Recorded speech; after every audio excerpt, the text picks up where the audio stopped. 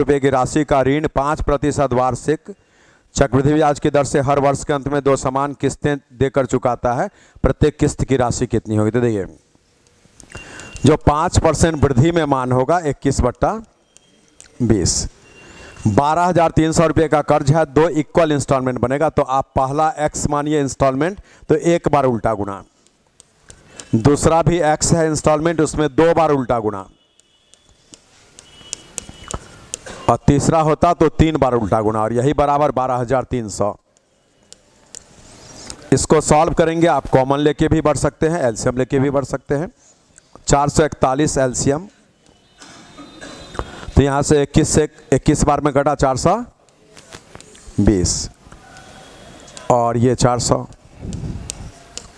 12,300, ये 4 4 820 x 441 12,300 x का मान निकालना है। ठीक है, तो यहाँ से आपको जो है 12,300 और ये 441 और ये 820, इससे काटिए, ये जीरो कट गया, आंसर कंप्लीट है तो कटता होगा इससे। ये 82 से काटिए, 15 दूना 30, 15 बार में ना, है ना, ये 15 बार में कट जाएगा पूरा, तो 15 से इसको गुना कर दीजिए, 15 15 4 60 और 1 61, अब 15 4 60 में 6 जोड़िए तो 6615, ये आंसर करिए, बताइए।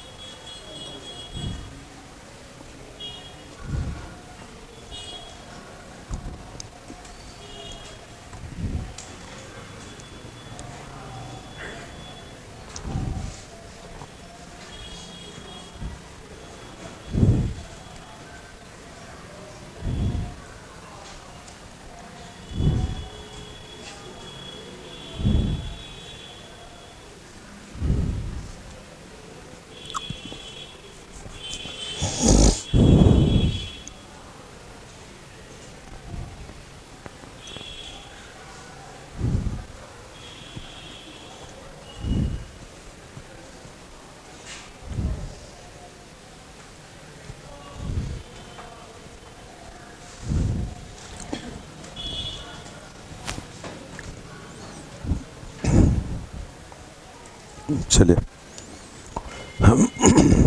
अगला देखिए, बोला कुछ धनराशि वार्षिक चक्रवृद्धि ब्याज की दर से 5% चक्रवृद्धि ब्याज देकर प्रति 17,640 रुपये की 2 वार्षिक किस्तों में चुकाई जाती है। उधार ली गई राशि, है ना, ट्रिक तो वही लगे लेकिन क्वेश्चन उल्टा हो गया। आज कर्ज कितना लिया था ये निकालना है, जो 37 का डबल 34 समथिंग बने उस आसपास में आपको आएगा। बनेगा कैसे देखिए, जो 5% वृद्धि का मान बोला, पहले तो आप उसको कैलकुलेट कर लीजिए, 29 था,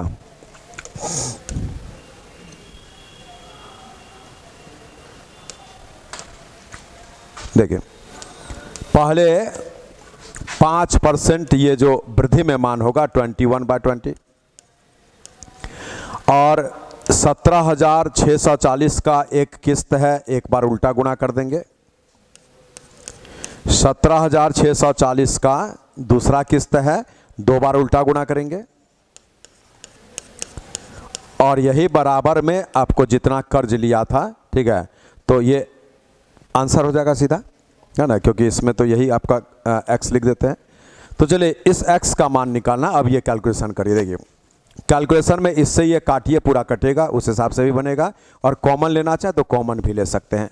17,640 गुणा में 20/21, और देखिए अगर हम ये कॉमन लेंगे तो यहाँ 1 आएगा, और ये फिर एक ये वाला बचेगा, तो आप 41/21 से गुणा कर दीजिए, तो इसका काम हो गया मेरे ख्याल से, देखिए तो, है ना, यही बराबर x लिख देते हैं।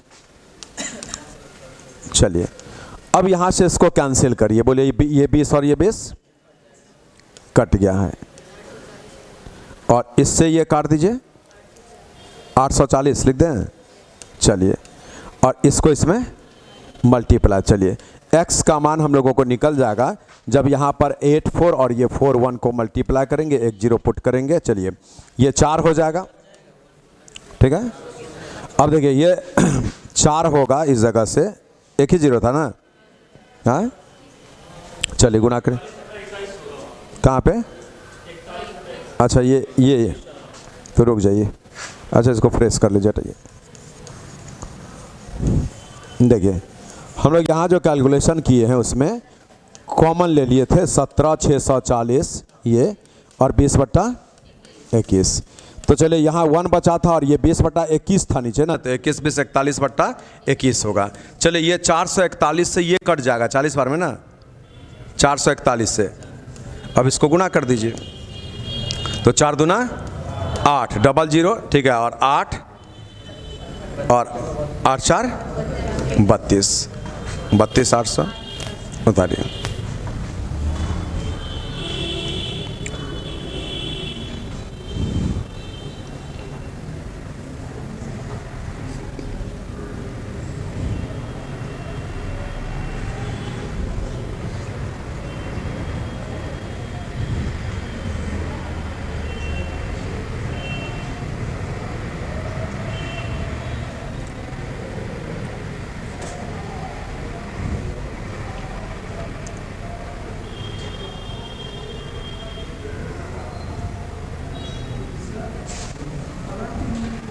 हाँ जैसे 5% वृद्धि में मान लेना, जैसे 5% ब्याज दर है ना, पैसा को वो बढ़ाएगा, तो इसलिए ये प्लस लिखा हुआ है, 5% वृद्धि में मान लेना है। तो 105/100 5% अगर आप बढ़ाएंगे ना तो 100 में जोड़िए तो 105%, और यही जब काटेंगे ना तो 21 और बाय में 20। कौन सा कहाँ पे? ये तो वही तो समझा रहे हैं, 5% बढ़ेगा अगर कोई चीज़ तो 105% होगा, तो वही 105/100 इसको काटते हैं तो ये चीज़ आता है। अब ये तो परसेंटेज में पूरा पढ़ चुके हैं आप।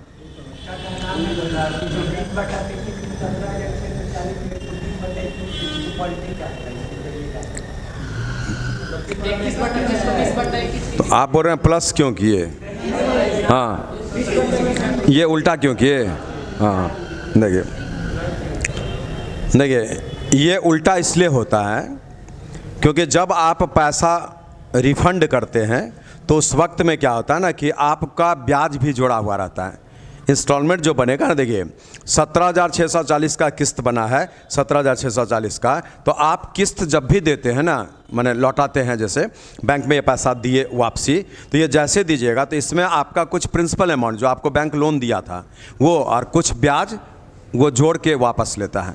जैसे इसका मोटा मोटी कंसेप्ट ये है कि अगर आप 10 लाख रुपया लेते हैं, नॉर्मली 10 11 11.5 इस तरह का रेट % होता है, और ये 10 ईयर्स के लिए आप लेते हैं, और इसमें 10 साल का अर्थ हो गया कि 12 इंस्टॉलमेंट बनेगा हर साल में मंथली, तो 12 गुना 10 120, तो आप 120 बार मंथली पेमेंट उसको करेंगे इक्वल अमाउंट का, ठीक है।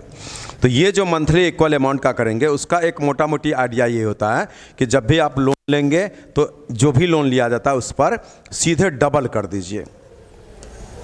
मीनिंग आप लोन लेते हैं 10 लाख रुपया तो आपको बैंक को लौटाना पड़ेगा 20 लाख रुपया। अब ये लेते समय इजी लगता है लेकिन ये बहुत भारी पड़ता है एक महीने में, लेकिन भारी भी पड़ता है तो कहीं ना कहीं आपको प्रॉफिट देता है वो, इसीलिए भारी भी पड़ा तो भी लोन आदमी लेता है और लेना भी चाहिए। कारण क्या है कि 10 लाख रुपया अगर आप जैसे कोई फ्लैट बुक कराए, 10 लाख रुपया बैंक से फिनांस कराए तो आपका 10 साल का चला, 15 साल का भी चलता, जैसा ज़्यादा साल करेंगे और ज़्यादा लगेगा। जैसे हम 15 साल कर देंगे तो ये 20 नहीं बल्कि 25 27 ऐसे पड़ जाएगा आपको।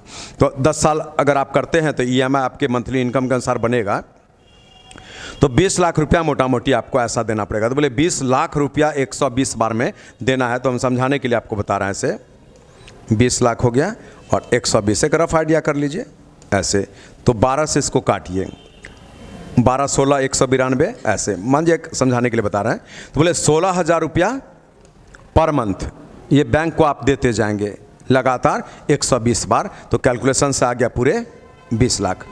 मैंने कहा लिए हम बैंक से 10 लाख रुपया और लौटा दिए 20 लाख रुपया, तभी वो फ्लैट हमारा अपना हुआ। जब लौटा दिए तब तक तो आपका कागज़ बैंक में जमा रहेगा।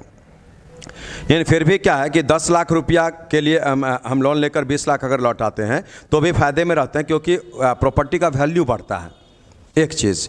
दूसरा क्या है कि आप जो है ना, ठीक है, फ्लैट नहीं लिए, जैसे आप 2 आदमी बैंक ज्वाइन किए या कोई भी ऑफिस ज्वाइन किए, आपको नौकरी मिल गया, 2 आदमी यहीं पढ़ते थे एक साथ और आपको नौकरी हो गया, 5 साल 4 साल बीता, उसके बाद में आप जो है ना एक आदमी फ्लैट बुक कर दिए, एक आदमी नहीं किए, तो फ़र्क क्या पड़ता है बता रहे। देखिए, जो बुक किया वो 16,000 रुपया पर मंथ जो दिया वो अपने प्रॉपर्टी के लिए दे रहा है।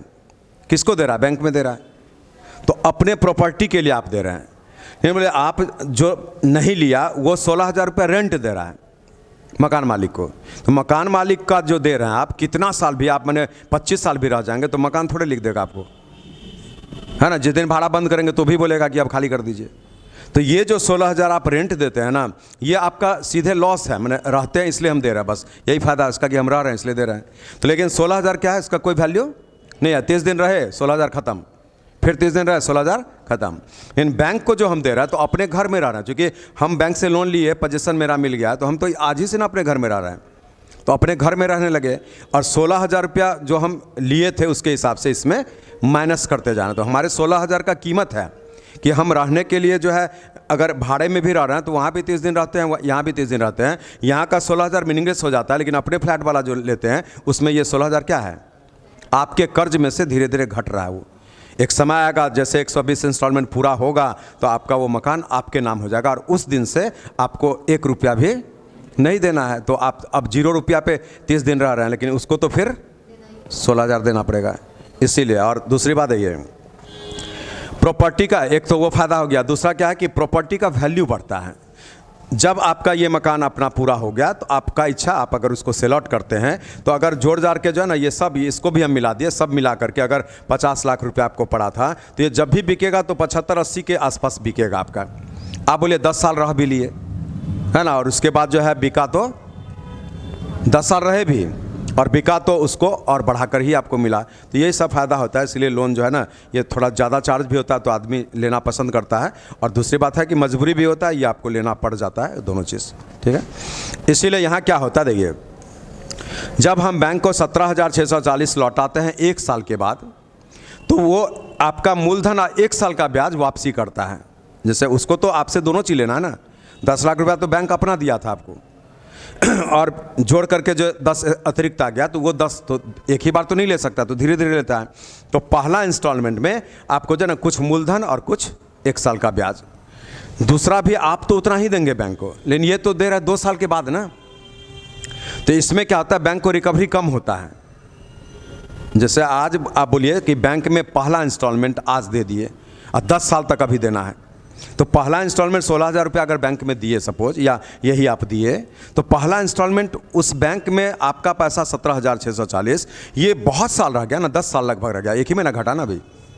तो वो पैसा बैंक जो है ना कहीं इन्वेस्ट करेगा, तो आपका ये पहला पैसा वो करेगा कितना, तो 120 में 1 महीना घटाइए, 119 महीना के लिए निश्चिंत है ना, वो इसको इन्वेस्ट कर देगा। दूसरा जो देंगे वो 118 महीना इन्वेस्ट कर पाएगा। तो इसलिए इसका वैल्यू क्या हुआ, बैंक के लिए कम हुआ। इसलिए यहाँ पर देख रहे 2 बार उल्टा गुणा किए, तो इसको अगर निकाला जाए कैलकुलेशन से तो ये मान से ये मान थोड़ा कम होगा, और तीसरा जो देंगे वो और कम होगा, चौथा देंगे और कम होगा, क्योंकि बैंक को उसमें घाटा हो रहा है। जितना समय बीतते जा रहा है, पैसा तो आप सेम दे रहे हैं, तो समय जितना बीतेगा, इसको आप दूसरे भाषा में ऐसे भी समझ लीजिए। बोले 1 लाख रुपया ए दिया था बी को, कब, 1947 में, और दोस्ती है, और 1 लाख रुपया है ना ये लौटा दिया 2022 में। बात को फेल करिए, 1 लाख रुपया 1947 में कभी दिया था और आज जो है ये लौटा दिया 1 लाख रुपया, तो यहाँ पर दोनों का दोस्ती टूट जाएगा, बता रहे हैं। है तो दोस्ती, लेकिन मैंने टूटने का अर्थ है कि बहुत तकलीफ होगा कि 1947 में 1 लाख जो था ये कम से कम 25-30 लाख के बराबर था। आज का 25-30 हम कम ही बोल रहे हैं, और ज़्यादा ही होगा उसका, क्योंकि 1947 का आप मैंने चीपनेस याद करिए कि बहुत सस्ता था सब चीज़। तो 1 लाख रुपया जो है ना, 1 लाख रुपया कोई देख नहीं पाता था एक साथ, बता रहे हैं। और अब तो महंगा इतना है कि सब देख लेता है। पहले 1 लाख जो है ना, हम आपको एक हकीकत बता रहे हैं, एक आदमी जो है ना 1947 भी नहीं बता रहे हैं आपको, हम आज से जो है 2022 है ना, ऐसे मोटा मोटी मानिए, इससे आप जो है ना 40 साल पीछे जाए। हम समझ रहे हैं 23 है शराबबंदी है ना, तो हम होश में ही रहेंगे ना आपको हम बताएं कि 1 महीना तो अभी स्टार्ट ही हुआ है, इसलिए 22 तक का बता रहे हैं। तो कितना साल हुआ लगभग? 1982। इस आसपास में एक आदमी जो है ना 1.25 लाख रुपये का कोई ज़मीन लिया। 1.25 लाख, मैंने सोचा ज़मीन का कीमत 1.25 लाख। कितना ज़मीन था? 5 बीघा। 5 बीघा ज़मीन है ना, जो आप जहाँ तक देखेंगे ज़मीन आप ही का दिखेगा, इतना बड़ा एरिया हो जाता है। 5 बीघा मामूली नहीं होता है। और वो एक साथ ऐसे है ना, इसमें 9 प्लॉटिंग था ऐसे करके, मैंने 9 खेत। अब ये लिया तो उस समय का जितना बुजुर्ग था ना, हम यही बता रहे हैं कि मैंने कितना सस्ता ज़माना था कि 1.25 लाख रुपया जब ये कैश में देने के लिए गया, तो पूरा गांव में जो है ना, मैंने जो इसका अपना परिचित होगा, वो बुजुर्ग लोग बोला कि 1.25 लाख रुपया कितना होता है, हमको जब आप देने जाइएगा तो ले करके जाएगा, हम भी देखेंगे। मैंने कितना ललक था कि 1.25 लाख होता कितना है, ये सरप्राइजिंग था। तो कुछ 5-7 आदमी बुजुर्ग में जो है ना देखने के लिए गया, बता रहे हैं कि जब नोट गिना गया तो कितना होता है, सोचिए। और आज क्या है कि 1.25 करोड़ भी होगा तो 2000 का नोट है तो बहुत कम दिखता है। और ये था भी कैसा, तो 100 में 50 रुपीज़ का, यही चलता ही था उस समय ना। तो 100 का और 50 का, तो कितना ज़्यादा वो लग रहा होगा ऐसा ना। तो ये 1.25 लाख का बात बता रहा है ऐसा। तो उस समय में इसका कीमत बहुत होता था, इसलिए जब आप यहाँ 1 लाख का 1 लाख लौटाएंगे ना इस जगह पर, तो ये बहुत कम लौटा। आप उसको कुछ नहीं लौटा, समझिए कि 10,000 भी नहीं लौटा है ना। देखने में तो बराबर है, लेकिन वैल्यू गिरा। तो वही बात बता रहे हैं कि वैल्यू समय के अनुसार पैसे का गिरता है, इसलिए यहाँ जो दिए ना इसका वैल्यू ज़्यादा था और इसका वैल्यू कम। तीसरा इंस्टॉलमेंट होता तो ये 3 बार उल्टा गुना करते घटाने के लिए। और जोड़ दीजिए, कैलकुलेशन से आ जाएगा। अगला देखिए, कोई ऋण 10% वार्षिक चक्रवृद्धि ब्याज की दर से 2 वर्ष के लिए उधार पर दिया जाता है और 1210 की, सेम क्वेश्चन है, छोटा डिजिट है, 1210 की 2 बराबर वार्षिक किस्तों में चुका जाता है, तो धनराशि ज्ञात करें। देखिए, बोले जो 10% पर एनम का रेट है उसका मान हो गया 11/10। पहला इंस्टॉलमेंट 2 बराबर वार्षिक किस्त 1 बार उल्टा गुना कर दीजिए और दूसरा इंस्टॉलमेंट 1210 में 2 बार उल्टा गुना कर दीजिए, ऐसा। तो जो धनराशि आपसे बोला है वो निकल जाएगा। बोले 11 से 1100 हो जाएगा और 121 तो 1000 हो जाएगा, और ये जोड़ेंगे तो 11 10 21, 2100 रुपया आंसर हो जाएगा। बताइए,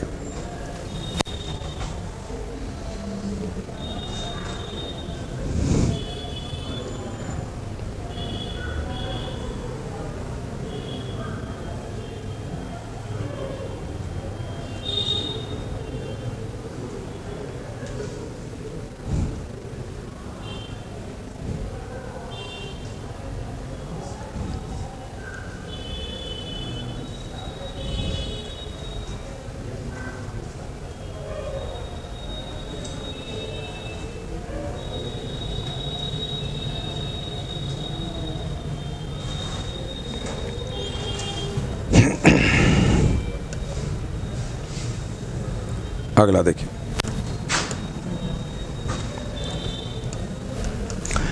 बोला एक बिल्डर द्वारा 2550 रुपया उधार ली गई राशि को 4% वार्षिक चक्रवृद्धि ब्याज की दर से 2 वर्ष के अंत तक 2 बराबर वार्षिक किस्तों में चुकाया जाता है। प्रत्येक किस्त का मान क्या होता है? देखिए, किस्त अगर x मानेंगे तो 4% वृद्धि का मान आपको 26 और बट्टा में 25 होगा।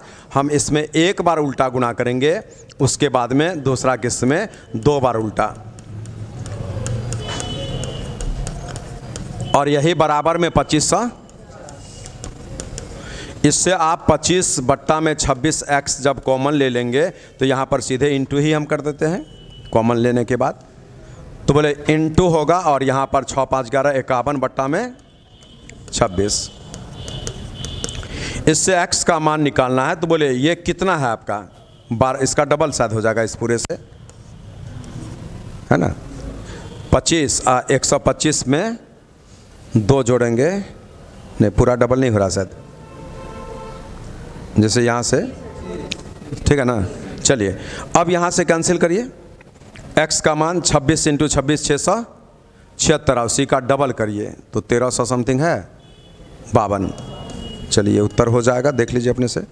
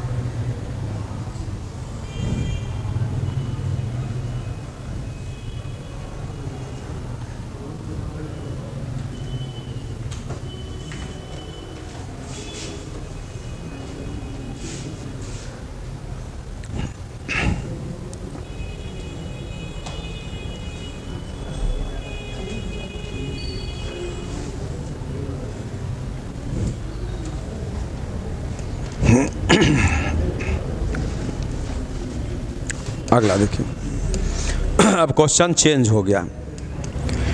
बोला वार्षिक रूप से नियोजित चक्रवृद्धि ब्याज से कोई धनराशि 3 वर्ष में स्वयं की 2 गुनी हो जाती है, समान ब्याज दर से यह कितने वर्ष में स्वयं की 4 गुनी हो जाएगी। देखिए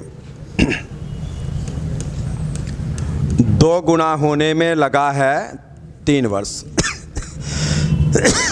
यहाँ पर आपसे बोला 4 गुना में कितना लगेगा, तो 4 जो है इसके 2 के 2 पावर से बनेगा, और तब हम लोग यहाँ पर इसको इसमें मल्टीप्लाई करेंगे तो आंसर होगा 6 वर्ष। अब यहाँ पर क्वेश्चन जब भी आपको दिया जाएगा तो यहाँ जो बेस होगा ये उसके पावर पर ही दिया जाता है, उसका कारण हम आपको दिखा रहे हैं। ऐसा नहीं कि पावर पे नहीं होगा तो बनेगा नहीं, लेकिन नॉर्मली 100 में 100 क्वेश्चन आपका इसके पावर पर ही रहेगा। वो पावर भले फ्रैक्शन में हो या आपका कंप्लीट हो, जैसे अभी यहाँ पर है। तो इसके लिए एक पॉइंट आपको हम लिखाए थे, याद होगा कि n गुना होने में अगर t वर्ष का समय लगता हो तो n पर पावर m गुना होने में कितना समय लगेगा, कंपाउंड इंटरेस्ट का क्वेश्चन होना चाहिए। तो आप इसको मल्टीप्लाई करते हैं, ये नोट में लिखा हुआ है शायद। चलिए ये CI के लिए बोले यही क्वेश्चन आपका SI में भी कराया गया, और वहाँ क्या था सीधे कि T लिखते थे, इसको एक कम करते थे, बट्टा में उसको भी एक कम करते थे, वो सिंपल का। और आपको कंपाउंड के लिए ये ट्रिक, तो आंसर तो आ गया। अब आइए आपको हम ये जो बोले कि इसके पावर पर ही दिया जाता है, उसका नॉर्मल कारण क्या है, ऐसा क्यों होता है वो चीज़ देखिए। बोले अगर इसको बेसिकली हम बनाते हैं तो कंसेप्ट क्या आएगा कि अगर 1 रुपया लगाते हैं, मूलधन हो गया, वो आपका डबल हो गया, मीनिंग 2 रुपया हो गया जो मिसधन हो गया, समय लगा है पूरे 3 वर्ष। तो यहाँ से कैलकुलेशन किया जाए तो आपका फॉर्मूला बनता है A है ना, A बराबर में P 1 + R/100 और पावर में 3। अब आइए बोला वही रुपया आपको 4 गुना होना चाहिए, मीनिंग नेक्स्ट में 1 रुपया यहाँ पर 4 रुपया हो जाए, समय पूछा जा रहा है इसे ये चीज। बोले यहाँ पर लिखाएगा 4 बराबर A बराबर P 1 + R/100 और T। अब यहाँ पर ये जो 4 है, अब यही से समझिए कि ऐसा क्यों करेगा वो। देखिए जब हम यहाँ पे 4 को इस 2 देखते हुए 2 के स्क्वायर पर लिख दिए तो अब ये तो ऐसा बन गया,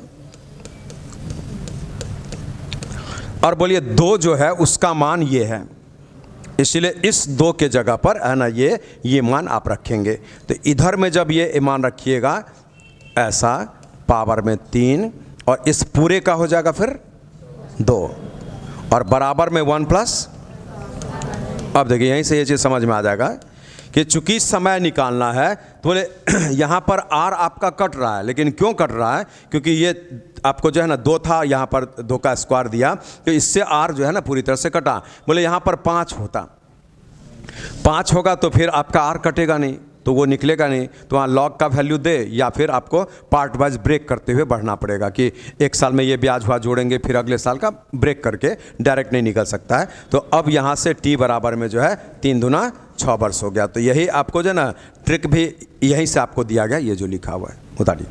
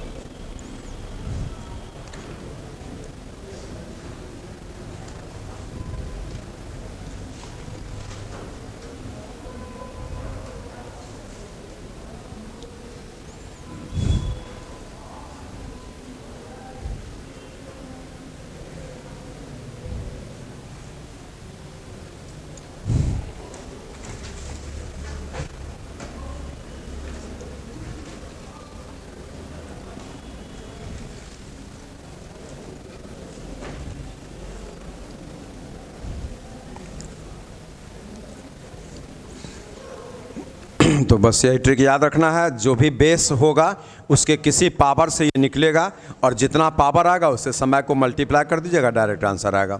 कंसेप्ट से भी दिखा दिए।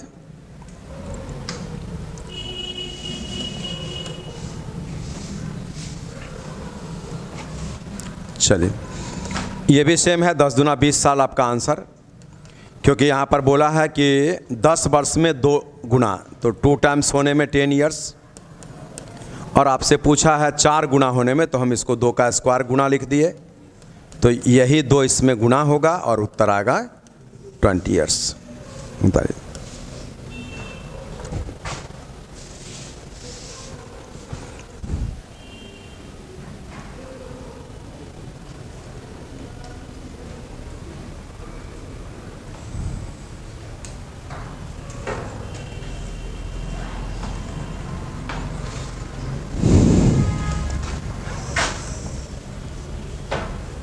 देखिए, इससे पहले आप एक क्वेश्चन एक्स्ट्रा लिखेंगे। एक्स्ट्रा में लिखिए,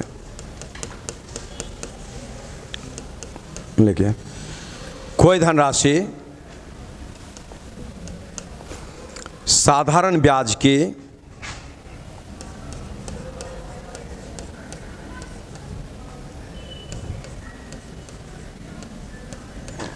किसी विशेष दर, सॉरी साधारण चक्रवृद्धि करिएगा, गलत लिखा गया, चक्रवृद्धि ब्याज की किसी विशेष दर से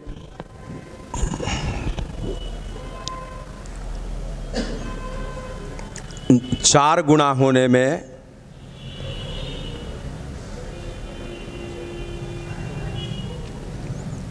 छह वर्ष का समय लेता हो,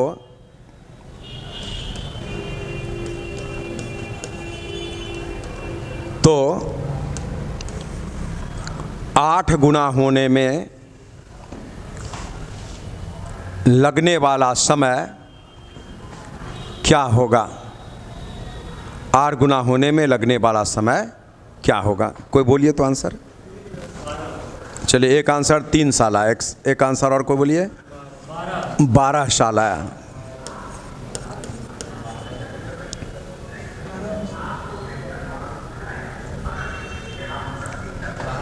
देखिए, बोले 4 गुना होने में 6 साल लगा, तो ये 8 जो है इसको शायद आप 4 का 2 पावर करके शायद बता दिए क्या?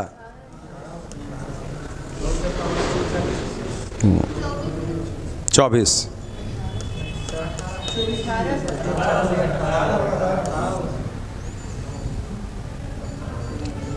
देखिए, आप सोचिए कि 4 गुना के डायरेक्ट पावर पर 8 लाना मुश्किल है, थोड़ा आएगा, ऐसा नहीं है कि नहीं आएगा, लेकिन बोले 4 गुना को अगर ऐसा बेस बना दे, इतना गुना 6 वर्ष, तो बोले यहाँ से आपको मालूम है कि अगर ये ऐसा बेस बन गया है तो 2 का कितना पावर आपका 8 होता है? 3 पावर, 2 का 3 पावर, तो यहाँ से अगर 3/2 लगा देंगे तो अब ये बोलिए, आप गौर से देखिए तो ये 8 गुना है ना? अब तो ये दिख रहा ना कि बेस हमारा सेम हो गया, लेकिन यहाँ से ये कटेगा तो 2 का 3 पावर 8, ये कितना है? तो 8 है, और ये कितना है? तो 4। तो बोले बेस हमारा सेम है, तो अब यहाँ से इसमें मल्टीप्लाई होगा, तो 6 गुना में 3/2, तो क्या आ गया? अब एक बार अपने से विचार करिए, क्वेश्चन वही है, ट्रिक भी वही है, बस परिस्थिति को समझना है कि 4 जो है ना, अब बोलिए हम ऐसे डायरेक्ट भी लिख सकते थे कि 4 गुना होने में अगर 6 वर्ष बोला है, तो बोले 4 के कितने पावर से आप 8 ला सकते हैं, ये समझना पड़ेगा। आएगा उसी प्रकार से 3/2, क्योंकि ये क्या है, बोलिए 4 को लिखेंगे 2 का स्क्वायर, ये कटेगा 2 का 3 पावर, मीनिंग है यहाँ पर 4 गुना में अगर 6 वर्ष बोला तो 4 का 3/2 पावर ही तो 8 गुना हुआ, तो अब तो उसी मोमेंट में आ गया, तो 3/2 से इसमें गुना किया जाएगा, तो उत्तर क्या आया? 9 वर्ष आया।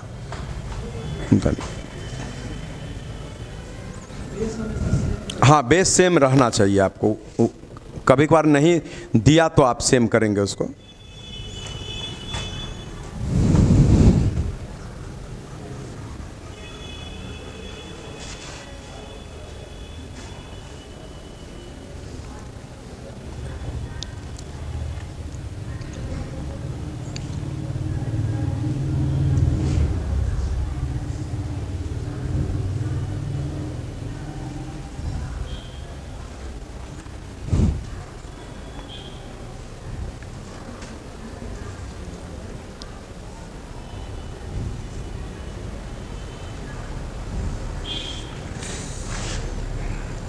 चलिए एक क्वेश्चन और लिखिए। कोई धनराशि चक्रवृद्धि ब्याज पर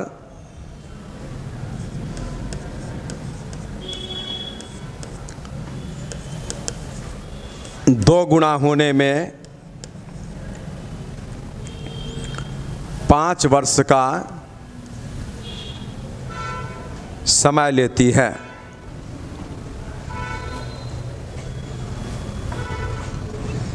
पाँच वर्ष का समय लेती है, तो ज्ञात करें कि 12,000 रुपये की राशि 20 वर्ष में कितनी हो जाएगी। और जो बोल सकते बोलिए। 12,000 रुपये की राशि 20 वर्ष में कितनी हो जाएगी।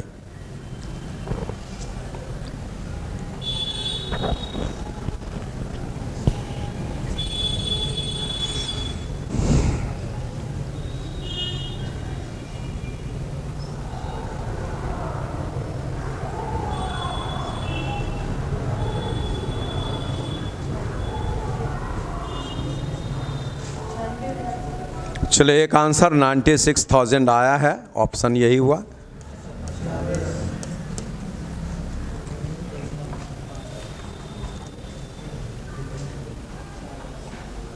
देखिए 100 ओनली 1000।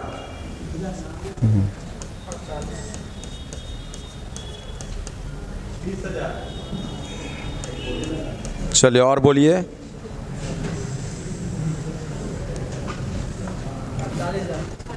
48। डेमोक्रेटिक कंट्री है, सोचिए मत, है ना, जो बोलना है बोल सकते हैं। देखिए बोला डबल होने में 5 वर्ष लगता है, तो अगर आपसे हम बोलें कि 16 गुना में कितना लगेगा तो क्या बोलिएगा। जैसे क्वेश्चन हम दें कि डबल होने में 5 वर्ष लगता है, तो 16 गुना होने में कितना लगेगा, 20 वर्ष। बोले डबल होने में 5 वर्ष लगेगा, तो 16 गुना में पूछे तो आप क्या बोले, 20 वर्ष। तो वो बोला डबल होने में 5 वर्ष लगा, तो 20 वर्ष में कितना गुना होगा, तो क्या होगा। तो बोले पैसा जमा कितना था, तो 12,000 गुना 16 कितना होगा। आंसर तो ये सही होगा ना,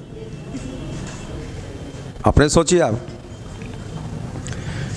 अब ये उल्टा क्वेश्चन था, तो पहले ये तो आप निकाले हैं, बिल्कुल सही बोले हैं कि 2 गुना में 5 वर्ष, तो यहाँ पर आपको जो है 16 गुना में आपका 2 का 4 पावर 4 पंचे 20 ऐसा, इसी को ये उल्टा करके दिया था। तो ये पहले आपको 16 कैसे निकलेगा वो दिखा रहे। देखिए जब आपको 2 गुना में यहाँ पर 5 वर्ष बोला है, CI का क्वेश्चन है, और यहाँ से आपको अगर ये 20 बोल दिया तो 5 को कितना फोल्ड किया, ये 4। तो आपको तो मालूम है कि 5 गुना 4 जो ये करते थे यहाँ, वो ऐसे करके यही आता था ना, यही तो 4 इसमें गुना करके आप ये लिखते थे। इसलिए पहला काम ये है इस क्वेश्चन में कि जैसे बोला कि 5 गुना होने में 2 गुना होने में 5 वर्ष लगता है, तो 20 वर्ष में कितना गुना होगा। तो भरबली पढ़िए, 5 का ये कितना फोल्ड, 4 फोल्ड, वो 4 इस पर पावर बैठेगा, 2 का 4 16 गुना, तो 16 गुना होगा। तो आप 12,000 रखे तो 16 से गुना कर दीजिए, उतारिए। इसको SD में लिखेंगे, 2-3 बार पूछा है सेम डिजिट में।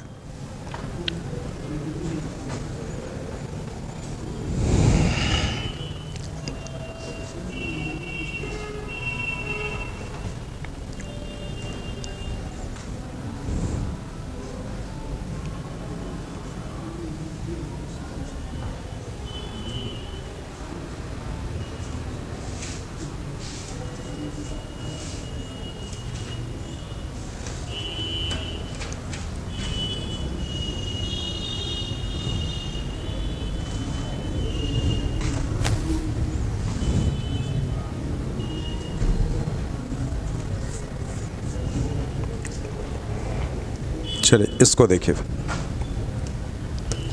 बोला एक राशि 8% प्रति वर्ष चक्रवृद्धि ब्याज की दर से 2 वर्ष में 2,916 रुपया हो जाती है। बोले 8% से 2 साल में 2,916 हो जाती है, तो मिसदन है, चक्रवृद्धि ब्याज है, तो 8 दूना 16, 8 का स्क्वायर 64, इतना परसेंट में 100 जोड़ेंगे तो इतना परसेंट, और यही बराबर 2916।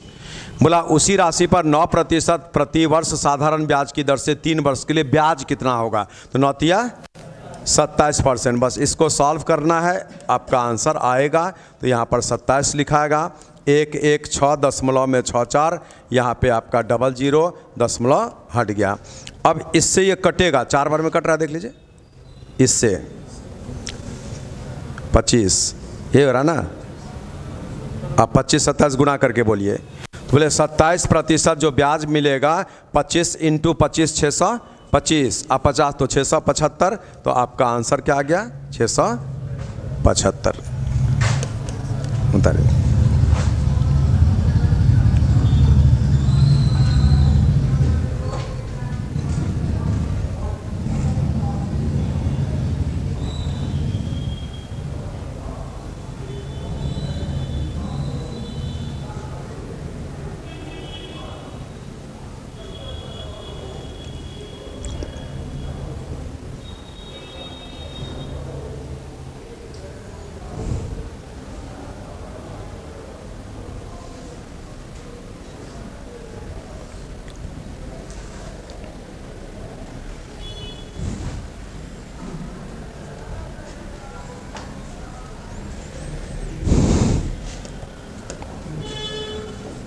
इसको देखिए, ये बहुत बार पूछा है और आप टेक्निकली बनाइए, ज़्यादा बेटर होगा। देखिए, बोला चक्रवृद्धि ब्याज की किस दर पर 10,000 रुपये की राशि 3 वर्ष में 13,310 हो जाएगी?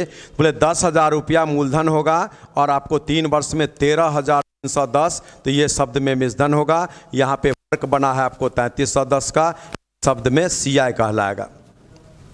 अब यहाँ से फिल करिए कि 3310 रुपया ब्याज बना है पूरे 10,000 रुपये से, तो आखिर कितना परसेंट ब्याज बना है? तो 33.1। ये आपको 3 वर्ष में CI बना है, तो बोले 3 वर्ष में CI कितने परसेंट से? तो 10% पर एनम से आपका जो है ये आंसर हो गया, 10% पर एनम। अगर आप इसको प्रोसेस से बनाएंगे तो यहाँ पर इस फॉर्मूला पर बैठाना पड़ेगा, जो A बराबर P 1 प्लस में R/100 और पावर में T लगेगा। यहाँ पर आपको 13,310 रुपया होगा, ये पूरे 10,000 रुपया होगा, 1 प्लस R/100 और पावर में 3 क्वेश्चन दिया। अब ये जीरो कट गया है, फिर 1331 होगा, बट्टा में 1000 होगा, और यहाँ से 1 प्लस R/100 और पावर में 3 है। अब यहाँ से इसका 3 पावर लेंगे तो ये 11/10 का क्यूब हो जाएगा, 1 प्लस में R बट्टा में 100 इसका क्यूब हो जाएगा। इसको जब हम सॉल्व करेंगे, पावर तो कटा और ये 1 इसमें घटेगा तो 1/10 होगा, और ये R/100 होगा, और तब इससे R का मान 10 निकलेगा। तो इससे भी आप बना सकते हैं, टाइम इतना लगेगा, डायरेक्ट बनाइएगा इजीली बनेगा, बस यहीं तक होगा। ये बहुत इजी होता है, सिंपली हम देख लिए मूलधन मिश्रधन, फ़र्क जो हुआ ब्याज, और वो ब्याज कितना परसेंट मिला ये निकालिए।